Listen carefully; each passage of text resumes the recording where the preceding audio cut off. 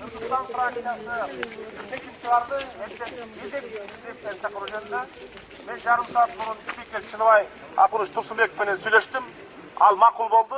Эртең түштөн кийин кезексиз шайлоо, кезексиз сессияны чакырабыз.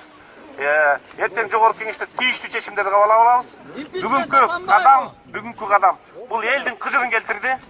Ушундай кантип болсун. Бир жуманын ичинде Атамекен партиясынын 3 депутатын, эл шайлаган депутатын эч негизсиз, эч мыйзамдык негизи жок кармап кеткендиги. Салиянова ушул жерде 5 саат кармашты. Шыкмаматовду 10 саат кармашты. Мына Текебаевдин кармаганына дээрлик 15 саат болуп кетти. Азыр чыгара турган түрү жок. Бул Кыргызстанда репрессиянын башталышы. Бигерде бирбесек, бир болбосок, эртең баарын камап баштайт. Биз бул дүйнөгө, ушу Кыргыз чекесине эркин сүйлөйлү, эркин дем алалы, эркин саясат жүргүзөлү, эркин кесип чыгаралы, эркин ат чабып ойнойлу, эркин улак тарталы, эркин элибизди эркиндик өндү элдеп келгенбиз. Биз эч убакта бийликке кул болбойбуз. Биз бул бийликтен коркпойбуз. Коркпойбуз. Коркпойбуз. Коркпойбуз.